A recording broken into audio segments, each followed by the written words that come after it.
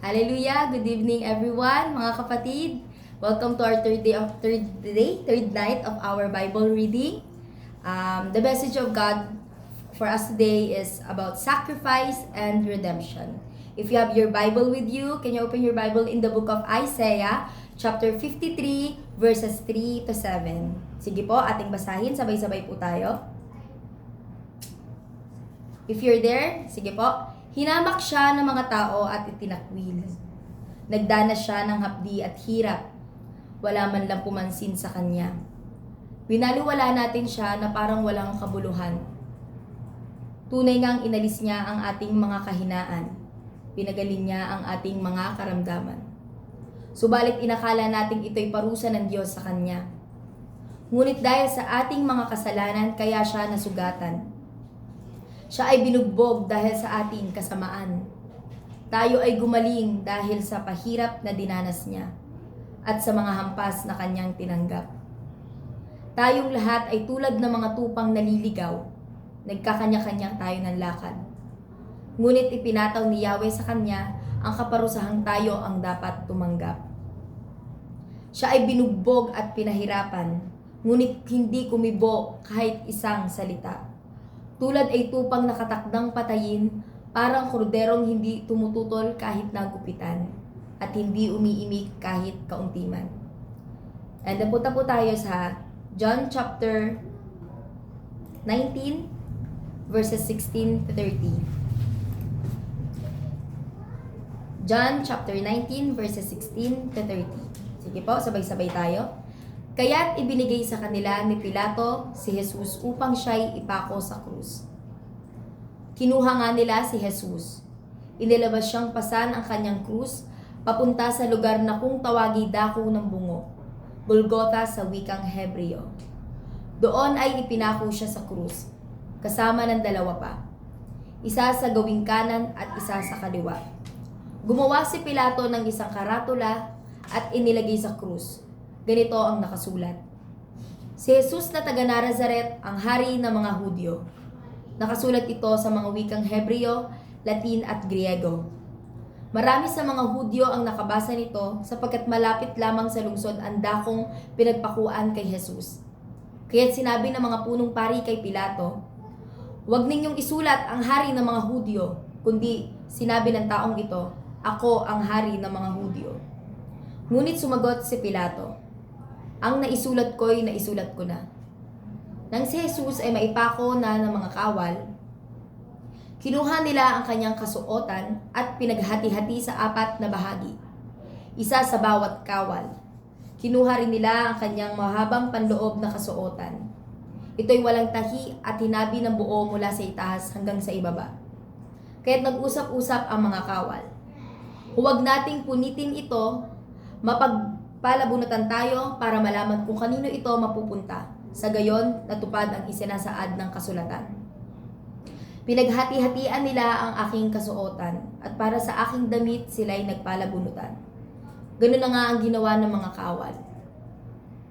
Nakatayo sa tabi ng krus ni Jesus ang kanyang ina at ang kapatid nitong babae, si Maria na asawa ni Cleopas, at si Maria Magdalena. Na makita ni Jesus ang kanyang ina at ang minamahal niyang alagad na nasa tabi nito, sinabi niya, "Ginang, narito ang iyong anak." At sinabi niya sa alagad, "Narito ang iyong ina." Mula noon, pinatira ng alagad na ito sa kanyang bahay ang ina ni Jesus. Alam ni Jesus na naganap na ang lahat ng bagay, kaya't upang matupad ang kasulatan ay sinabi niya, "Nauuhaw ako." May isang mangkok doon na puno ng maasim na alak. Inilubog nila rito ang isang espongha. Ikinabit iyon sa isang tangkay ng hisopo at nilapit sa kanyang bibig. Pagkatanggap ni Jesus ng alak, sinabi niya, "Naganap na." Iniyuko niya ang kanyang ulo at nalagot ang kanyang hininga. Hallelujah! Purihin po ang Diyos sa kanyang mga salita. So again, the title is Sacrifice and Redemption. So para mas maunawaan po natin ang ating binasa, the context ng Isaiah chapter 53 verses 3 to 7. Dito po mga kapatid, inalalarawan ang pagdurusa ng ating tagapagligtas. Nakita po natin dito kung ano yung mga pinagdaanan ng ating Panginoong Jesus bago siya ipako sa krus at bago tayo mapagtagumpayan. Ang sabi dito, tinagyan at itinakwil ng mga tao. Taong puno ng pagdurusa at hirap. Siya ang nagdala ng ating mga sakit at pinagdusahan ng ating mga kasalanan. Hallelujah, pinagdusahan po ng ating Panginoong Jesus ang ating mga kasalanan upang tubusin mula sa kamatayan. Purihin ang Diyos. John chapter 19 verses 16 to 30, the context po nito is, nakita natin ang katapusan ng kanyang paglalakbay, ang krus, ang pagdurusa, at ang kanyang huling hininga. Lahat ng itong pinagdaanan po niya mga kapatid, tinapos niya po ito para sa atin. Para sa ating mga kasalanan at mapagtagumpayan tayo. Kapatid, lahat ng ginawa ng Panginoong Jesus para sa atin, ay tunay nga po ba nating nauunawaan? Kung tatanungin po natin ang ating mga sarili. Ang sakripisyo at pagligtas niya sa atin mula sa parusa ng kamatayan. Ngayon, sama-sama po nating muling alalahanin ang lahat ng ginawa niya para sa atin dahil sa tindi ng pag-ibig niya para sa ating lahat. Maglaan tayo ng panahon upang magpasalamat, magbalik loob at yakapin ang kanyang pag-ibig. Mga kapatid, may tatlong bagay po tayo na dapat nating maunawaan ngayong araw kung bakit mahalaga po ang sakripisyo at kaligtasan na ginawa ng ating Diyos para sa atin. Number 1 po is sakripisyo para sa atin. He sacrificed for us. Si Jesus ay nagdurusa at namatay para sa ating mga kasalanan. Purihin ng Diyos. Mga kapatid, ang sakripisyo po na ginawa ng ating Panginoon ay hindi madali. Tama po ba? At ang isacrifice niya ang kanyang bugtong na anak para sa ating mga kasalanan. Hindi po yun madali. Ako po, kung tatanungin niyo ako, hindi ko po ata kaya yun bilang isang makasalanan. At naging namuhay din sa makasalanan noon, sa kasalanan noon. Napagbayaran ng sarili ko kasalanan gawin yun, hindi ko po ata yun kaya. Inisip ko pa nga lang po yung anak ko, isacrifice ko po sa kasalanan ng ibang tao.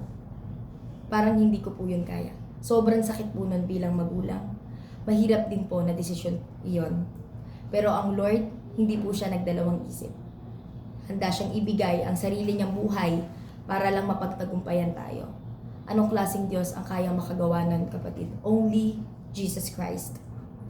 Pinadali na ng ating Diyos ang lahat. Ang kailangan lang maniwala tayo na ginawa niya yon sa atin, magsisi sa ating mga kasalanan, manampalataya, at sumunod tayo sa Kanya. Hindi natin kailangan ulitin, kapatid, hindi mo kailangan ulitin at gayahin ang sakripisyo na ginawa niya.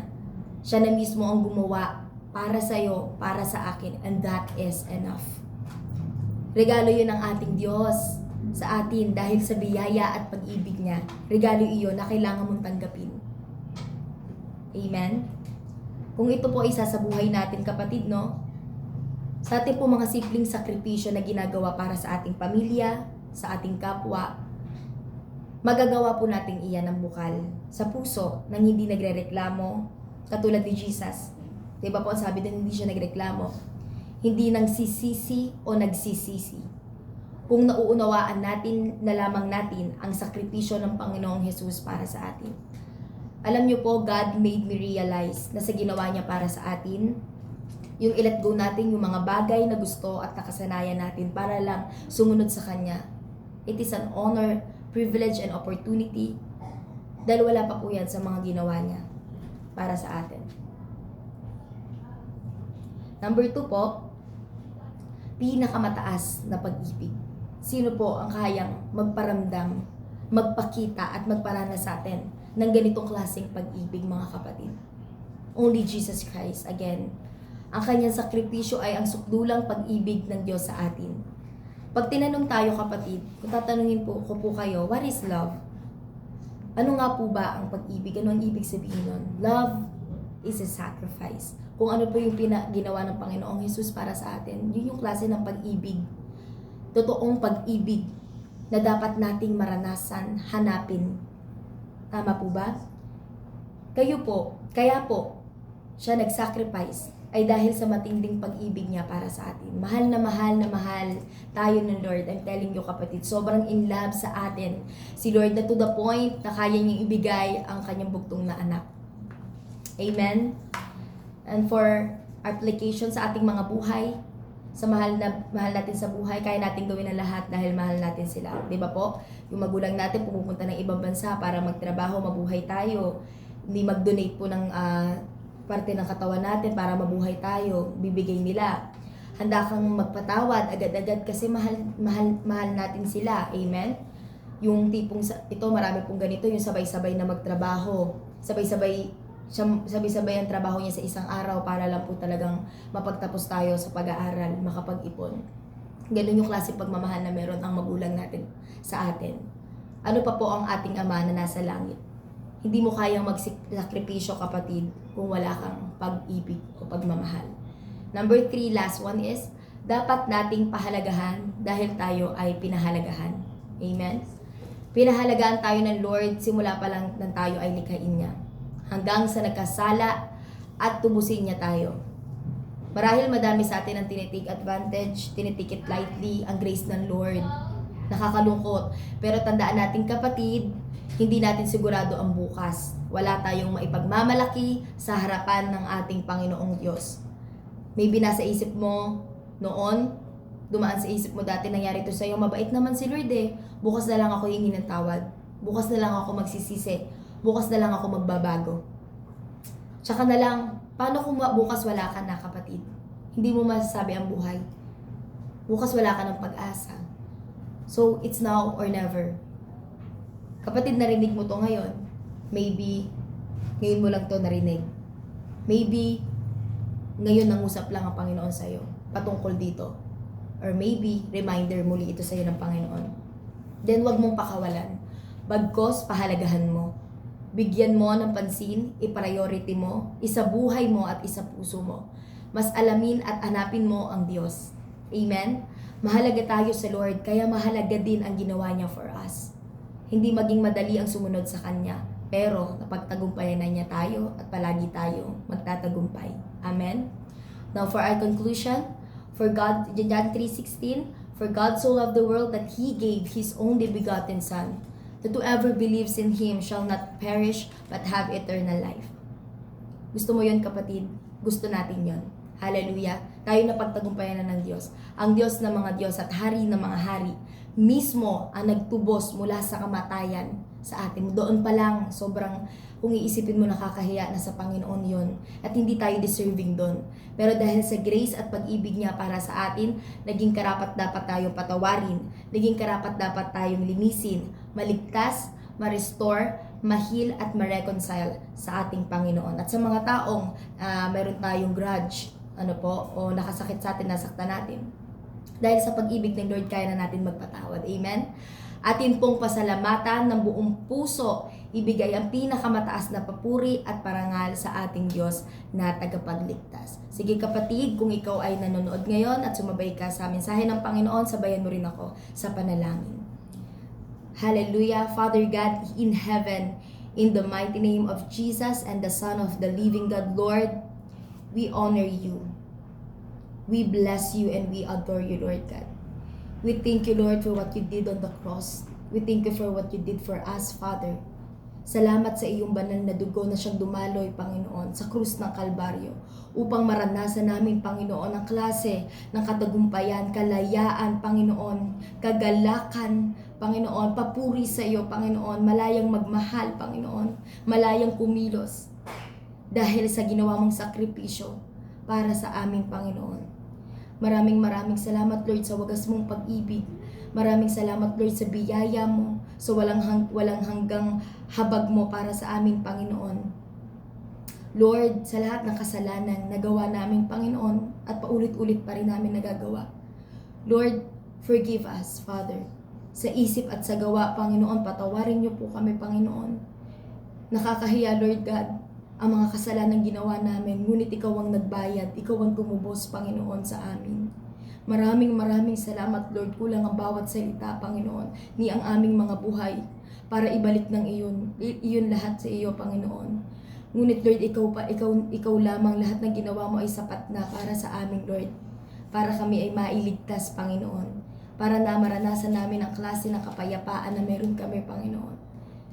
Lord, forgive us, Lord, na minsan o madalas, Lord, tinitake advantage namin, tinitake it lightly namin, Lord, yung grace mo, Panginoon, yung salvation na ibinigay mo sa amin.